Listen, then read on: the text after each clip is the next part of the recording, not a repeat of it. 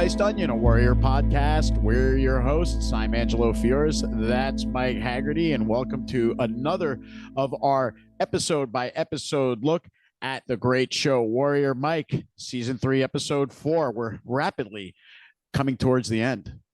Yeah, we're about the halfway point of this season, and with there's 10 episodes, I believe. So yeah, we're just about at the halfway point. Only 6 more of these to go. It seems like we just started this yesterday.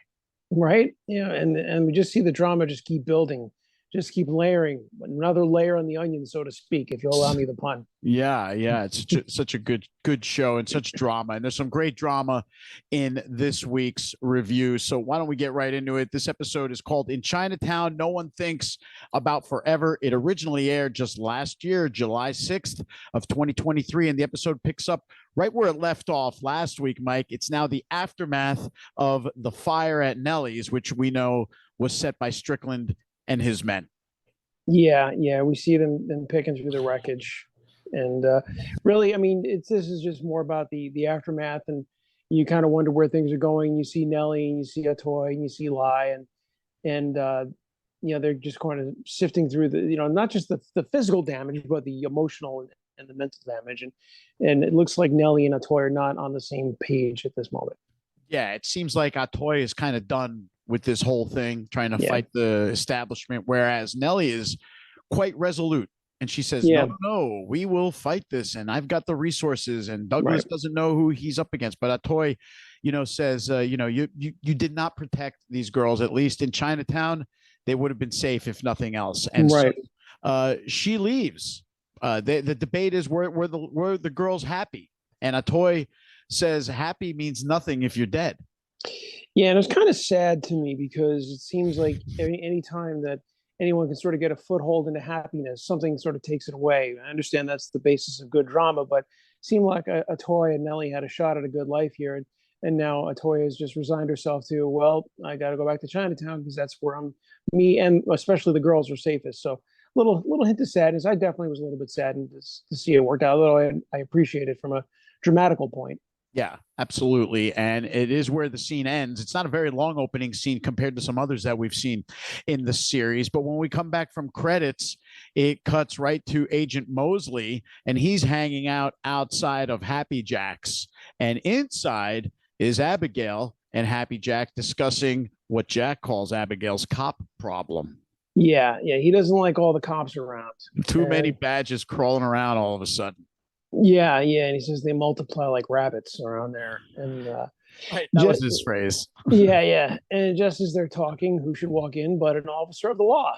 Yeah, Lee. Special Agent Lee, now newly minted Special Agent Lee, and she covers for him, like she tries to change the topic of conversation or whatever, but Lee's nobody's fool. He knows what's going on here. Yeah, that's always the kiss of death when you're trying to cover up a conversation. Someone walks in on, he's like, "How about the weather?" So how about that, Mets? Right? It never works. Never works. In the history of covering up, that has never worked. But no. She quickly exits, and now it's Lee and Happy Jack, and Lee and Happy Jack. They have like, to me, like their first sort of non-business related conversation. This is a personal conversation because Happy Jack asks him if he truly loves her, and he says, not that it's any of your business, but yes, I do. Right. And then Happy Jack gives him some advice. He says, if you love her, get away from her. Right. And he actually, in no uncertain terms, tells him to get out of town. Yeah. That's no joke when it's coming from a guy like Happy Jack. And that is where the scene pretty much ends. In a sense, because now here comes Lee out of Happy Jack's, where Agent Mosely is waiting for him patiently, apparently, because Agent Mosely says to him, "You take longer to put on your face than my third ex-wife." We get a little hint about Mosley's life there, too, by the way. Mosley can't keep a woman. And I wonder, is it the rigors of this job of his, which has short-circuited each of his 3 marriages? Interesting little tidbit. Yeah.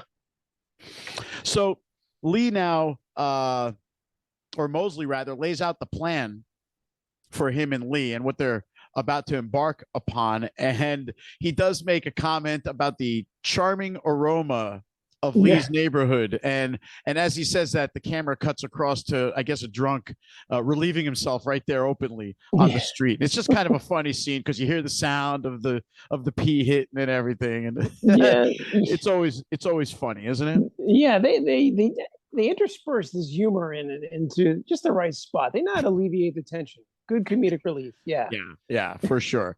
And so the scene cuts away to now Mai Ling, who has been swimming further and further out into the pond, which each passing week. And Mike, now she is with Eliza and her husband Bernard, who we met in the last episode, and they're sitting about having tea, I guess. Yeah. And they're talking about horses. Yeah. So, really, what do you call privileged people talk? Yeah. Oh, Mai Ling is trying to break into upper society. Yeah. Trying to get into legitimate society, I should say. Yeah. And this she sees as her way. So they're all kind of, well, she's using them for sure.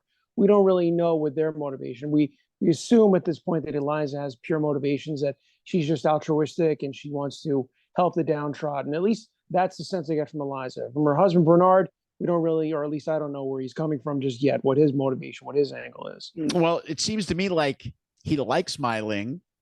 There's certainly the banter is flowing while they chat. It's very lighthearted in a way and familiar in a way too.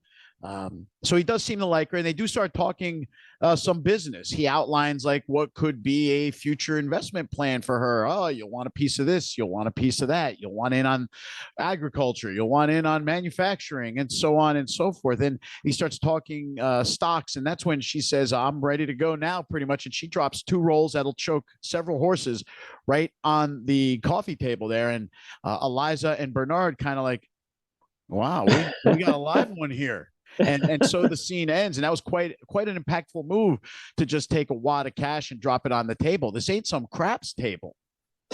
No, I thought that was a little lowbrow out of Mai Ling right there, just in a sense. It kind of indicated how far out of her depths she really is. Yeah, that's a good analysis. That's a good sense you got there. Because I mean, when you see that much cash rolling bills, you kind of think subconsciously we all think that there's some criminal involvement with that, right? Because only criminals walk around with that much cash. Right. Correct. And who else is walking around with big bucks like that? I mean, you didn't you didn't just cash your paycheck and you brought it over to Bernard to invest it for you in Confederated Steel or whatever the name of the company is. But that is where the scene ends, and it is an impactful moment because Mai Ling's intentions are very clear as well. And now we cut away to the other half of the brother-sister pair. We got Assam. And he is, of course, with his printer girlfriend now. I think we're getting towards here. I don't know. He's very. They started to get. We had those moments last week where they almost kissed. So I feel they're heading that way. What's her name again? Lynn. Yan Mai. Right. Yan Mai. So she talks about while they're in the printing press, she gives kind of her backstory. How did she get so good at printing? Why did she learn it? And it really pretty much is because the business had to get passed on to someone, and her brother didn't give a crap enough to learn the business the right way, and she kind of snuck around and learned it on her own. Very industrious. Right. Once again, see a lot of good female roles on this show. The women are not just background or they're just for romantic scene purposes. All the women here are pretty strong characters, right? Toy, Mai Ling arguably, well, no, actually, inarguably, Mai Ling is the most powerful woman on the show. Yeah. And Yan Mai is in her own way is also a very strong woman. And it's kind of it's a cliche, but she really is, because she's kind of matter of fact. She's abrupt. I dare say that even Penny in her own way, although Penny, we haven't seen her yet this season, but we may not. But she kind of assumed the role of Penny in many ways, being the one who now takes the mantle and calls out Assam when he needs to be called out, where Penny did it before. I think that's where she kind of fills that role. And for that matter, I mean, what happened to the actress who played Penny? Because usually in these cases, the actors are going off to do a movie or some other project, and could be why they have her character still in the sanitarium. That's and without nary a mention, except for that one and we're digressing a little, but that's all right. Only when Buckley mentioned something about her money, or that Mrs. Buckley is safely where I need her to be to keep my campaign. Yeah. Getting back to these two, though, they start talking about China and about wanting to go back. And Assam says, I thought I wanted to go back, but I don't. And she says she's got no interest in going back because she believes, regardless of the Chinatown situation, that this is really the land of opportunity. And she maybe wants to head north and find her own space. Yeah, I hear there's some land in Sonoma.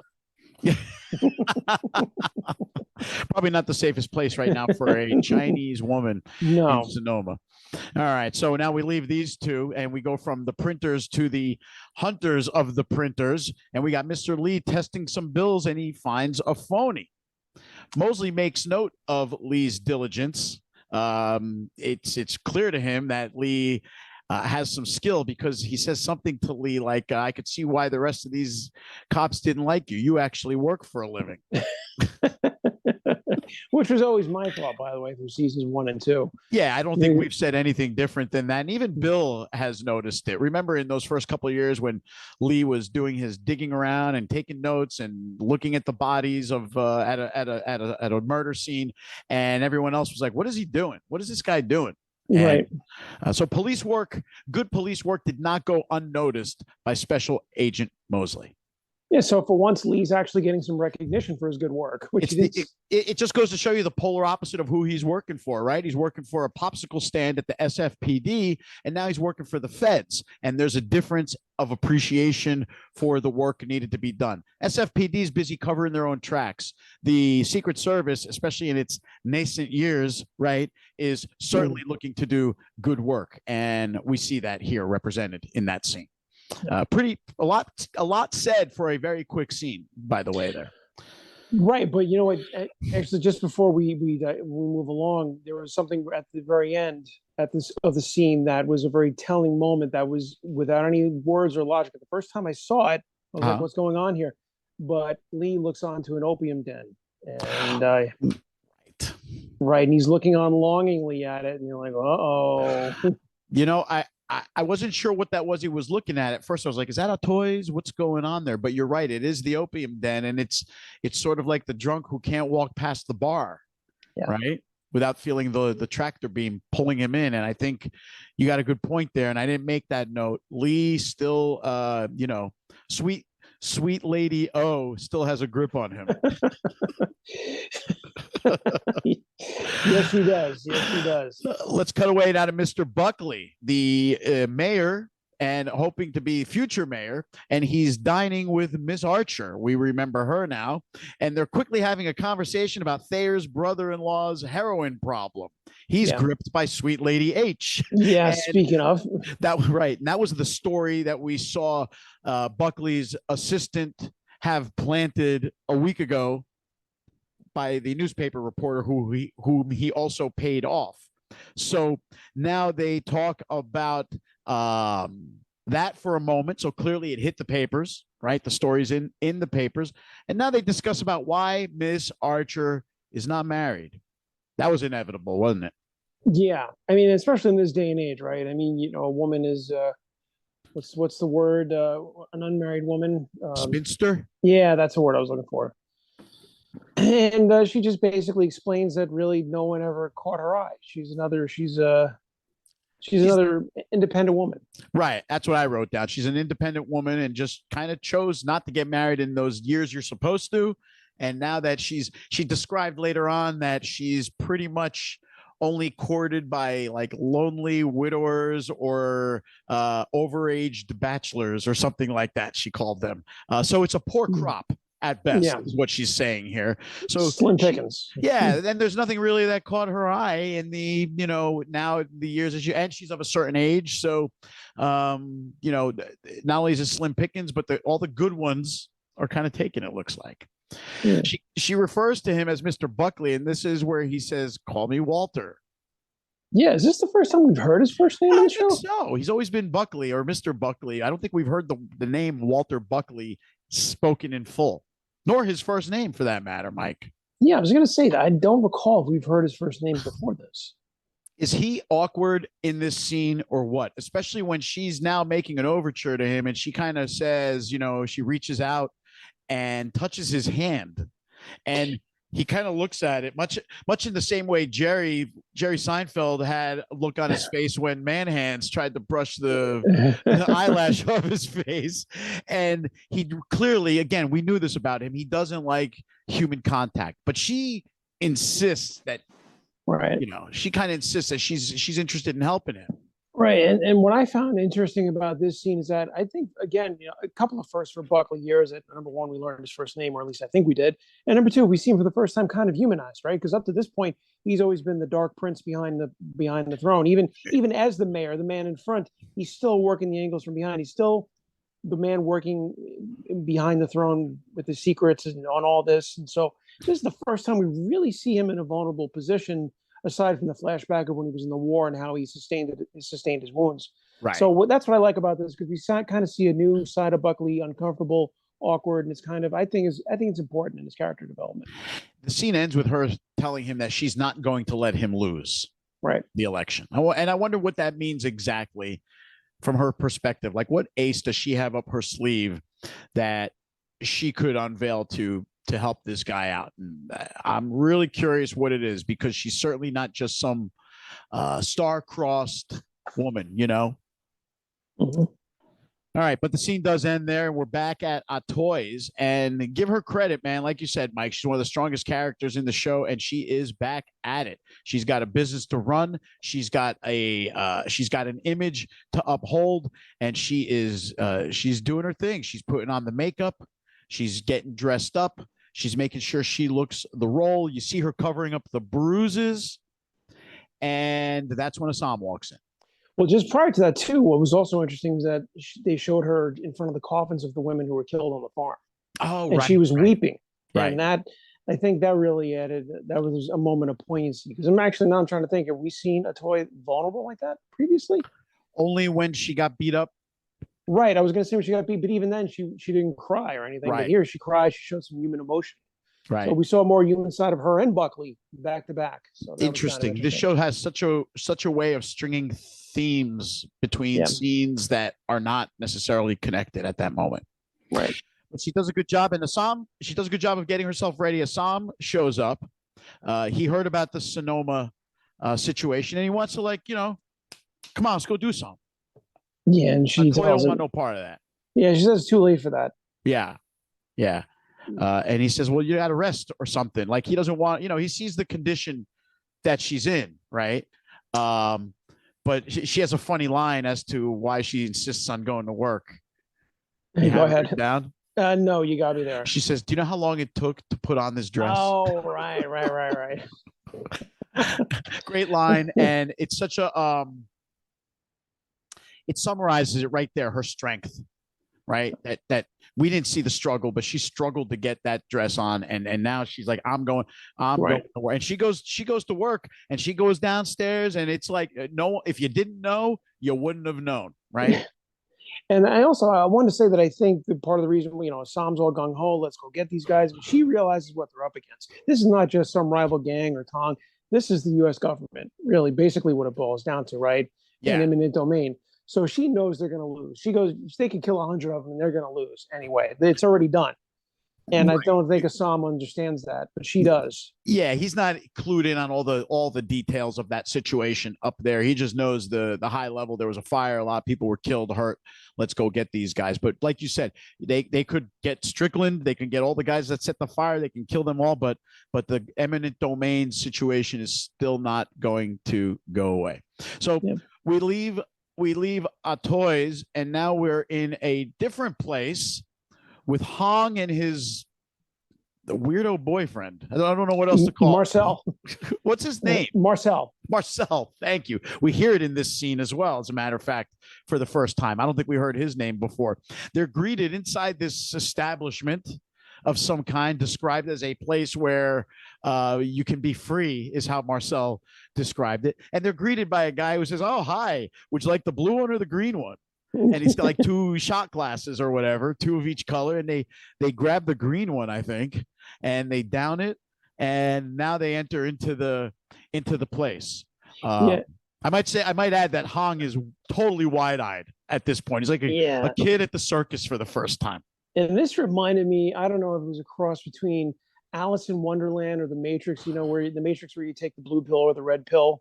I got sort of a similar vibe. And yeah, you're right. Hong is Willy Wonka, where you lick the fruit on the wall and then you start flying through that that scene on the boat. And and Hong really, he's like one of the kids in Willy Wonka, wide-eyed, like perfect analogy there, by the way. And he doesn't know what he's getting into, but Marcel is sort of leading the way, leading him into Wonderland, as it were. Yeah. Good analogy. And if you think about this, Marcel, he is sort of dressed like a ringmaster, right? He's got like the big collar, and he's sort of like being the guy who's like the trip master leading the way for Hong. He's a showman. Yeah, exactly. And as they make their way through there, they stop, and Hong is just checking stuff around, and you're looking, and you kind of get a sense that sex is going on in this room. They're not overtly showing it to you. For a show that will show it to you whenever it feels like, they do a good job of not exactly showing it to you in this scene, but you get the sense of what's going on there. And that's when Hong says, I think I'm going to like it here. Yeah, and they end up showing up in a green room, actually. Right. Oh, right. That's right. Then the room is green. And I wonder, is the room really green, or are they starting to trip out a little bit? Yeah, that's a good question. Yeah, because, Marcel did say to him, well, wait till it kicks in. Right. Yeah. So maybe it started kicking in and everything's green too. That's a great note. I didn't even catch that the room was green. So there you go. We're back at Toys now. So it's a bounce back and forth now between these two places.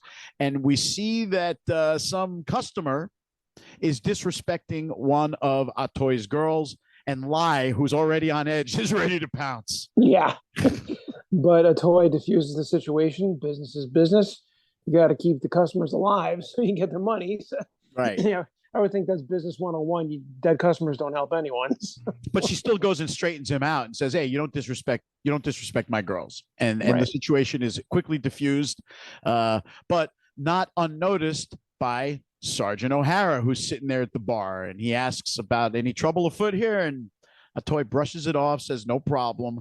But this is where Bill tells her, hey, things may not be status quo anymore. Yeah, because he's telling her the feds are now around, and he can't help her. Right. And he may not be able to, like he used to. Right. He may not be able to. And this is where the line of the episode comes in, actually. Right. She pays Bill, and that's where he warns her of, like, the changing winds in the air. And she says to him, but that's why I pay you, so I not have problem. Right. But Bill's like, he goes, maybe you need to, I forgot what he says to her, but then it prompted her to respond with, the title, which is In Chinatown, No One Thinks About Forever. And then she adds, maybe today, maybe tomorrow, but that's it. Yeah, he says, I may not be able to keep trouble off your doorstep forever. She goes, In Chinatown, no one thinks about forever. Right. She's just hoping to keep him off the doorstep today and tomorrow. And then they drink. They do a shot of their own. Yep. And that's where the scene ends. So now it's established here. I wonder, we know Bill doesn't partake in the flesh, right? He's a gambler and a bit of a drinker, but he doesn't partake in the flesh. So was his motivation, Mike, for being at Toys strictly to give her the heads up because, he does have regard for her?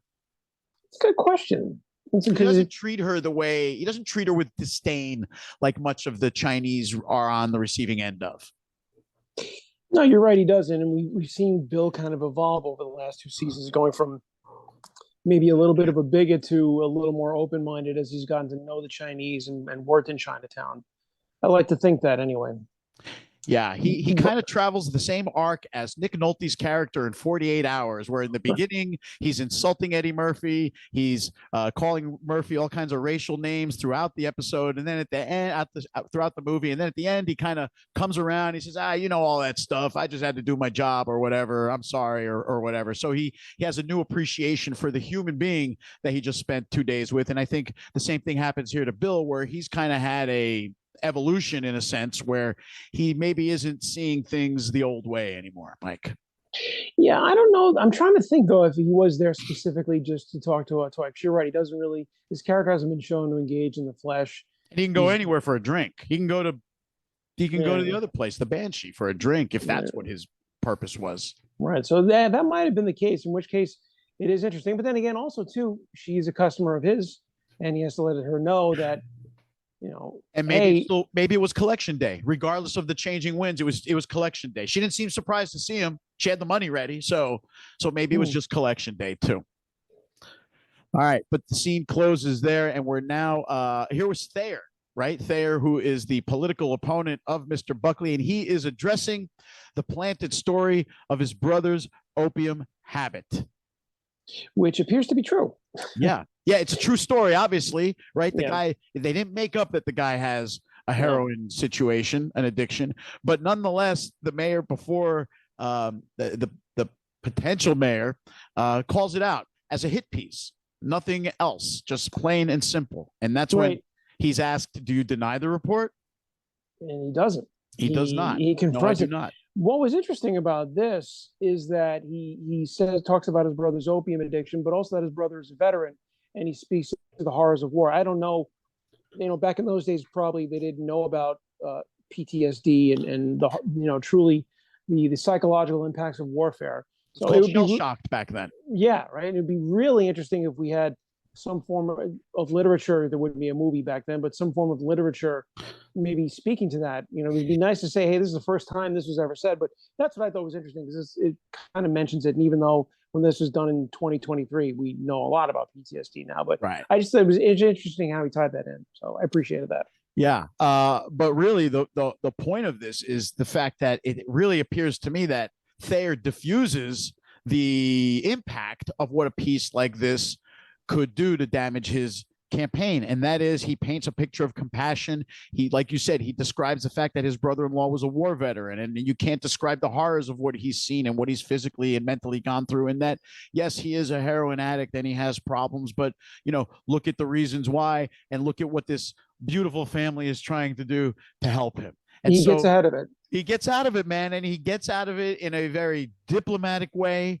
Without, obviously, he called it a hit piece, but he didn't go so far as to start slinging his own mud. He's a skilled politician. He's a very skilled politician. And to me, it says that Buckley's in for it when it's election day. Yeah, this guy's not going to go away, and you could see that realization comes across his assistant's face as the scene closes. He does not like that turn of events one bit.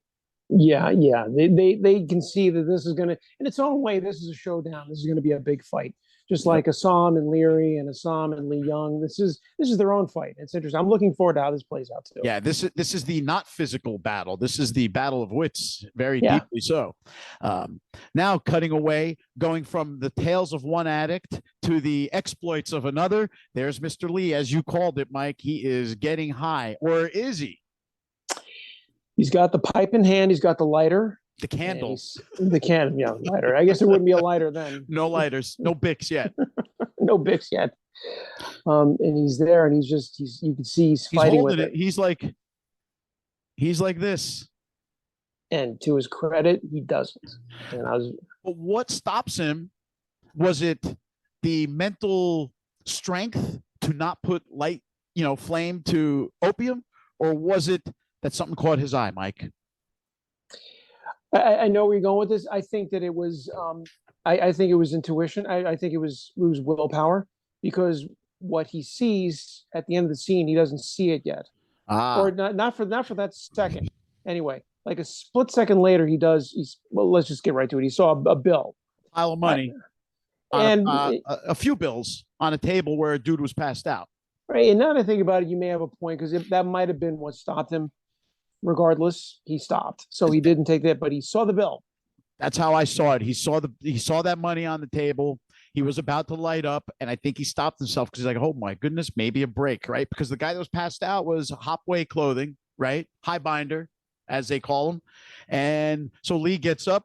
He quickly goes over there, grabs that money, and scurries out, thinking he's unnoticed. But he's not. Who catches him? Who sees him anyway? Mr. Chow know all, right? And so another piece of information that Chow will use to his benefit, because remember, Chow's kind of in on this counterfeiting thing. Oh, I think he's actually kind of the head of this. He's the one that got it all going. It's true. It was his information that got this whole thing spiraling the way it did. Yeah. So that adds a little level of intrigue as to what's going to happen next. Now we shift over to Long Z headquarters, and it's Lee Young and it's Con Pack, and they're sparring. They're sparring physically and they're sparring verbally, Mike. Yeah, Lee Young he's a little sloppy. Con Pack notices. You know, we're not used to Lee Young being sloppy or not being the best fighter in the room. Because so far he's proven to be the best fighter on the show. Agreed. And he's not on his game right here when a competitor who's familiar with him notices, right? Compact is very familiar with Lee Young, as has been established. So he knows something's amiss here. And of course, it's Mai Ling. He's upset or at least distracted by Mai Ling. You know, he says venturing out into the pond. He's worried because he's not with her. He doesn't feel like he can protect her. But also, I think a little bit of it is he's kind of worried that maybe she's kind of losing sense of who she is, right? She's going into the pond, and that's something I would imagine Lee Young would never even consider. Right. Lee Young is a Chinatown guy, and that's it for him. But Mai Ling is seeing the bigger picture, at least what she perceives to be, and she's trying to venture out. And I think that's part of this unspoken thing. I think it's also he's concerned for her safety, but I also think he's concerned that she's kind of maybe moving away from him. And that's another thing, right? Because he's now kind of on his own while she's out there doing this stuff. And as he says, I can't protect her. She doesn't want me to protect her. And I don't know what's going on over there. And, you know, there's certain feelings can start happening in that case. Abandonment, resentment. There's a lot of things that Lee Young is probably going through that he, as the strong guy, won't articulate either. Yeah. Right? Yeah. Or maybe this is the maximum of his ability to articulate those kinds of feelings. Hard to say. But Compact comes back with, all right, so we going to fight or what? Yeah. And then the scene cuts away as they prepare to go at it. We go from one fight to another fight. This one's in court. It's Nellie, and she's trying to stave off the eminent domain rights that Strickland and the government are trying to impose upon her. And what do? They take the low road, and they try to just basically paint her as a madam running a brothel in Sonoma. Yeah, and she gets beaten in court. She loses her land, eminent domain. They, listen, when you go against the government, they're going to pull out all the stops. Judge rules in Strickland's favor, and that's that, huh?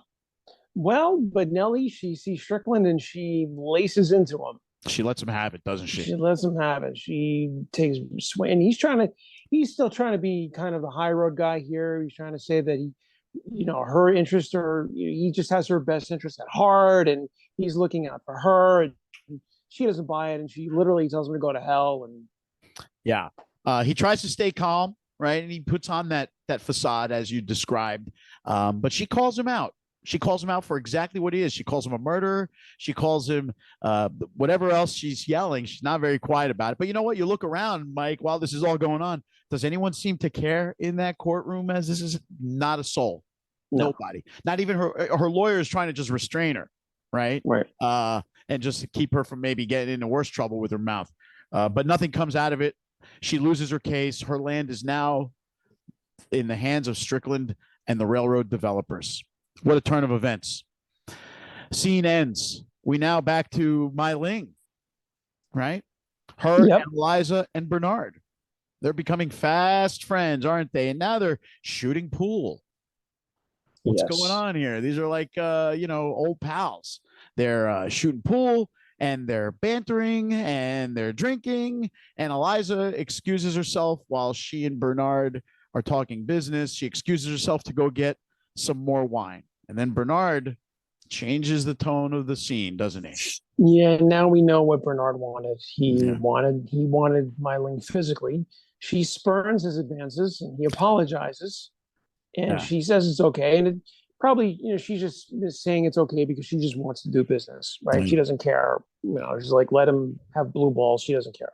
Yeah. But he got a little intimate there. Like, he was all close to her, and he like touched her face. And that's she's like, what do you, to her credit? She was like, right away, what are you doing? Right. Right. She's like, maybe you misunderstood something somewhere. And he's, I hope I haven't spoiled everything, and tries to play cool. And like you said, she also tries to play it cool in return, because she's got a lot to lose now. meaning her opportunity to do business in the pond, and she still wants to keep that going. But what do you think, Mike? In a case like that, is it okay? I mean, it's not okay because she didn't want it. He wanted it. Now they're both feeling weird, right? The awkward feeling. And then, like you were about to say, that didn't go unnoticed either, that exchange. Right, but what do you mean? Is it okay? Meaning Mai Ling said to him, "Oh no, it's okay. Don't worry about it." Well, I think, all right, if we stop the scene right here and didn't go any further, yeah, then I would say that, yeah, it's okay because, she deals with a lot of shady characters. This is just one more shady person. Some people want money, some people want drugs. This guy wants pleasures of the flesh with her, right? Yeah. So, yeah, I mean, if you stop the scene right here and didn't go any further, and we just kind of had to guess what happened, I would say that, they probably would have proceeded as normal. And right. He would have tried again, and eventually she'd chop his head off. Right. The next time he tried something. However, we get the sense as the scene ends that this is not how it's going to close. This ain't getting brushed off because Eliza saw the whole thing through the door. The missus was watching from a distance. So, which, by the way, really stupid of Bernard to do this when his wife was only 20 feet away at most. Yeah, and it's really weird because how quickly was he going to be able to pull this off? Right? I mean, what was he thinking was going to happen? He was just going to touch her, make his intentions known. Eliza was going to come back and they were going to play it off like it was cool. And then rendezvous later, maybe? I mean, that's totally what he was looking for. Yeah, but he was pretty stupid in this scene. That was not at least he shouldn't have touched her. He should have kept it verbal, if anything. But yeah, really odd. But it makes you, it goes back to what you were asking earlier, which is what's Bernard's game here, right? And so I think maybe he was just painting all those optimistic pictures of financial gain through legitimate investments as just a way to, gain entrance into Mai Ling's pants. I really, really get the sense that that's what he was seeing there, an opportunity to, do something exotic. And it was almost, I don't know about you, but it was almost a little surprising for me that that's all he wanted. I'm so used to everyone in the show wanting money or power or drugs for simply to be just about sex. I was a little oh, okay, that's kind of new. Yeah, yeah. But, meanwhile, that certainly does not align with what his wife's motivations were. No, right. No. She wasn't acting as a setup woman for her husband. That's for sure. No, she wasn't trying to get him laid. No.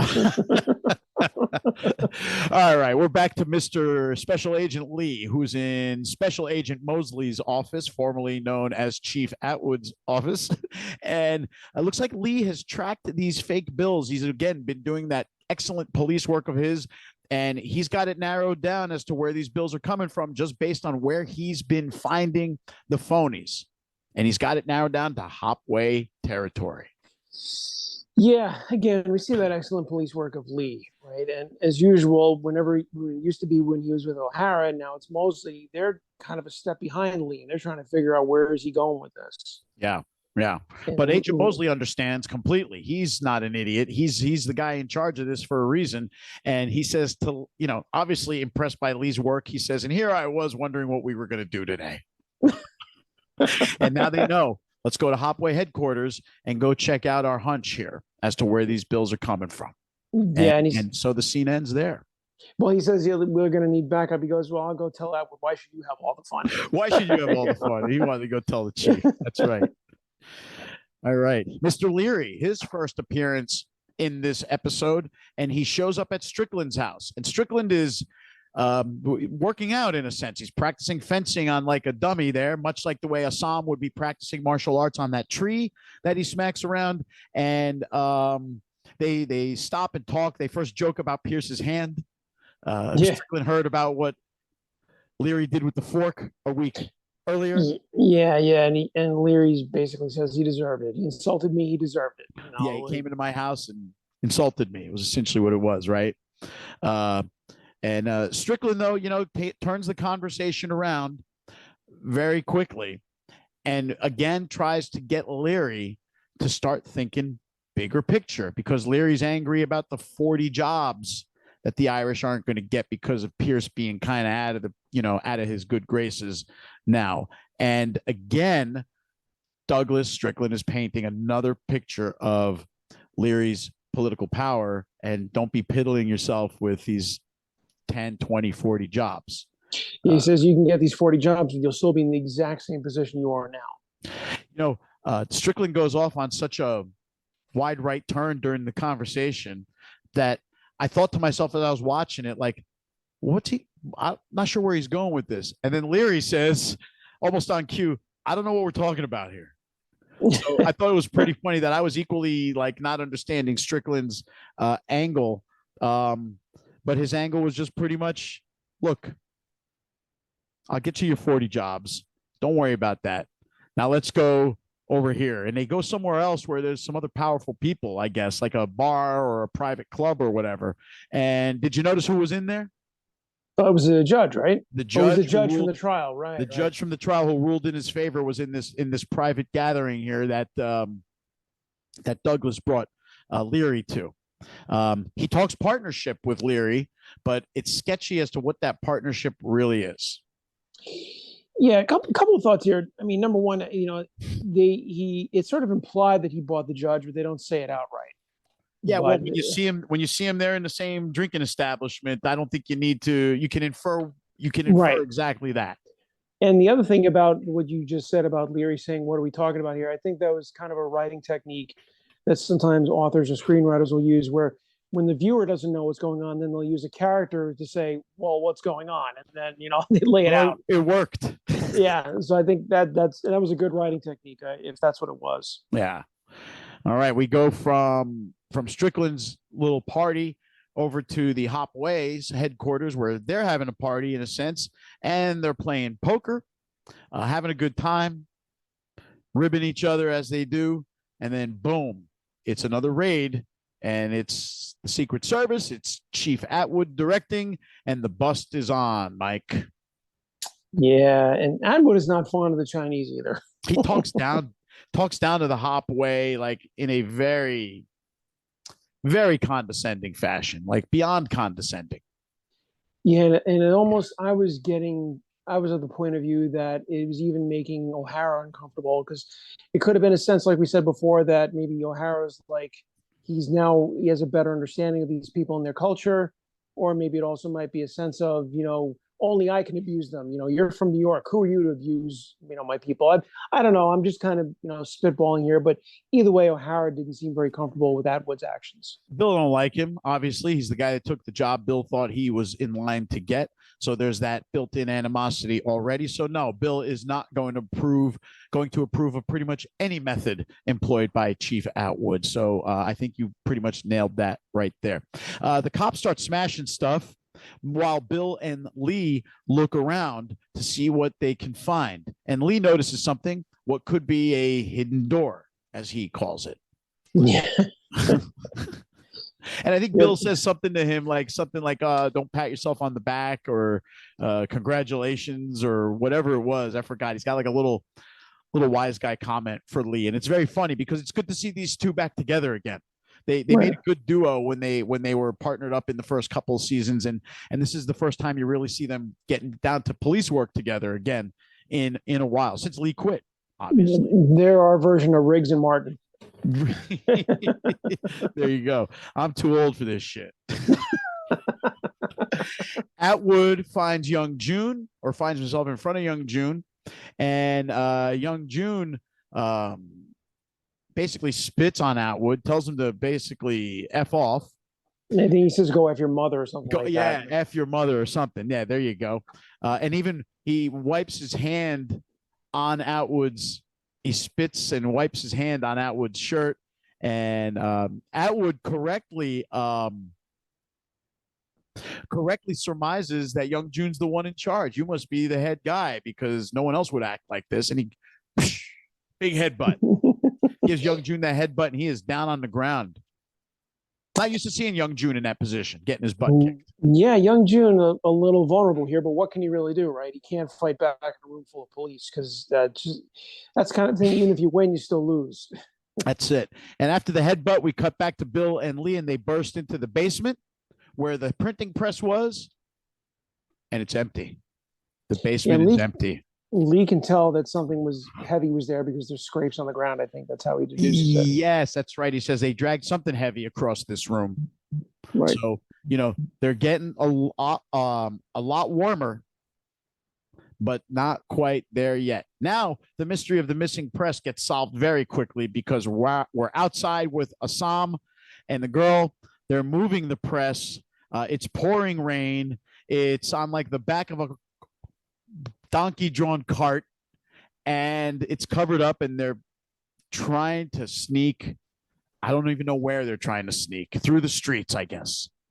And then the question becomes, how do they find out? And it actually took me a minute the first time I saw it, and then it dawned on me. Obviously, it was Chow. Right. Although, obviously, I didn't put that together, but yeah, it had to be Chow. Yeah, who else could it have been? Right. And so they're making a break for it. We see three things going on here, right? We see Atwood abusing young June. Right. We see Lee and O'Hara trying to piece it together, or at least Lee trying to piece what happened together. Right. And we see Assam and Yeonmi trying to make away with the printing press. Right. And those are the sort of the three elements of this right now. All kind of happening at the same time. While young June's taking that beating, that's where Bill kind of stops the chief from beating him. But the chief still says something like, arrest this man. He assaulted an officer. So, Atwood's very petty. Very, very petty. We're back outside. Assam and Yeonmi, they're pushing this press along. They're not making very fast progress. It's dark. It's rainy. Cops are all over, and they get spotted. Yep. But they decide to just keep going, pretend like they don't hear them, or maybe they don't understand English. Right. They just keep on walking. Meanwhile, as they're doing that, Assam is getting ready to fight, isn't he? Yeah, because he realizes they're kind of in a corner, and that's their only option. Yep. They turn the corner as the cops are calling, and she's like, uh-oh, it's a dead end. And he goes, it's a dead end for them, too. Yeah. And so this is when the cops come into the alleyway and they confront the girl, asking, where's the other one that was with you? And they get their answer very quickly, don't they? Yeah, Sam pops out like Batman. He comes kicking into the scene. He comes literally kicking into the scene. And of course, I think it was only 3 or 4 cops. It's nothing for Assam. He handled them, beat the hell out of them. Yep. Other cops show up. He beats them up too. Right. And Yeonmi helped out. She actually saved Assam. Right. Which he was about to get shot. Right. And I think that further helped establish or push along their relationship. That kind of furthered that element of it. So now she's saved his bacon and he's aware of it. And I think it's going to help their relationship. I agree.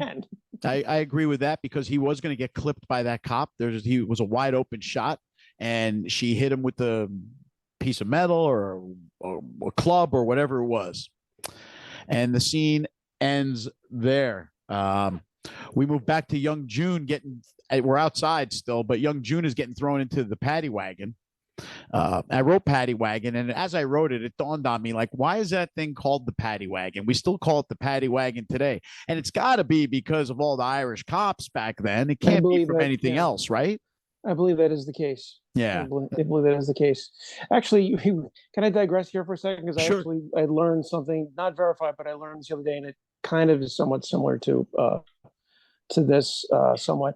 I learned where the term hungover comes from. All right, let me hear this one. I think I heard this before, but go ahead. Okay, what I heard was that in late 19th century England, for drunks who had no place to go if they left the bar, they could pay a pittance or a sixpence or whatever it was to literally hang over a tied clothesline to sort of support them through the night. And they were hung over the line. So that's where the term hungover comes from. I'm sure that's accurate. I love it. If it's like a drinking colloquialism, I'm going to bet it came from England or Ireland.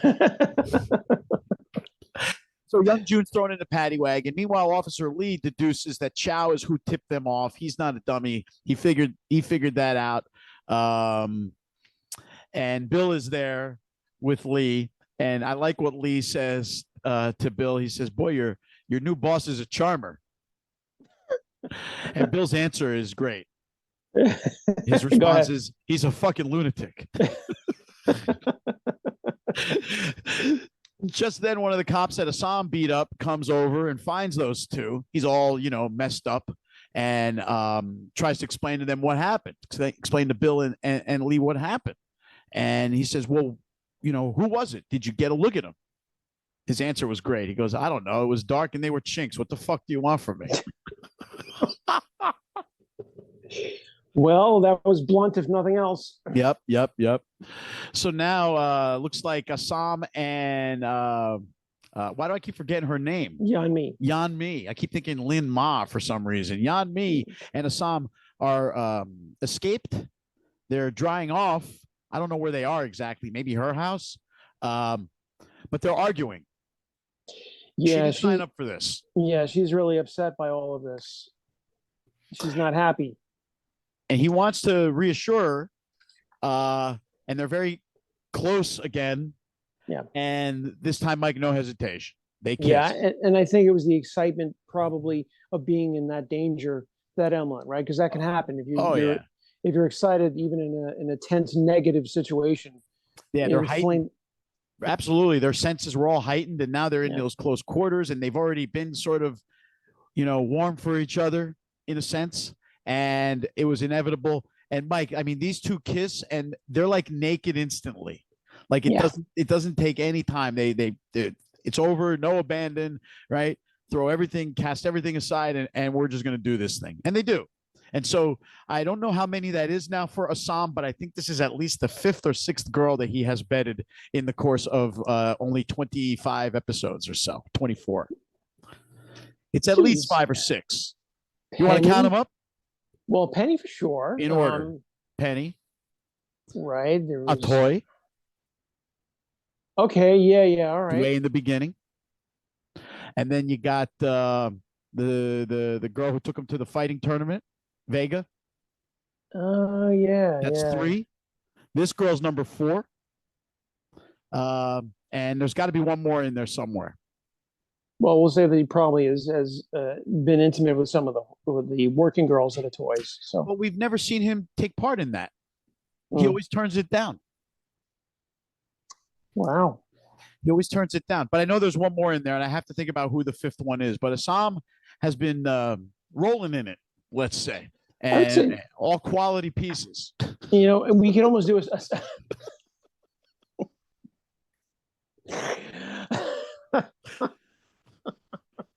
oh man, yes, quality. But I'd say you and I could almost do a segment on who's been laid the most in the show. I want to say Young Jun would be my guess. Yeah, because he gets sticky every 3 seconds, right? He takes 2 girls at a time. So it's definitely Young Jun. Assam is obviously up there. Buckley is at 0. You got Leary, who's gotten it a couple times at least. Sophie, and then maybe someone else. I don't remember who else. So it's a small roster of who gets laid the most in this show. It's not like there's, Hong is now up there. It looks like Hong's gotten laid at least a couple times. Yeah, so good for him. Anyway, we digress, and we should do like a special segment just on that. Who's gotten laid the most on water? Exactly. We now are back to Eliza's. Mai Ling is showing up for another gathering with Eliza and her friends, or so she thinks. And she says, "Oh, where are the others, Eliza?" But Eliza doesn't seem too happy, and we know why. Yeah, and you would think logically that she would be upset with her husband, because if she saw the whole thing, she saw Mai Ling push him away. But no, she's upset with Mai Ling. Yeah, she's upset with Mai Ling. Clearly, Bernard turned it around in his explanation of what happened. Eliza, being a woman in 1870 whatever, knows that if she goes against her husband, she's going to be cast aside, maybe find herself broke. So she's not going to rock the boat. So she's going to take the side of her husband. And this is, I didn't expect this though. This is where the police burst in. Yeah.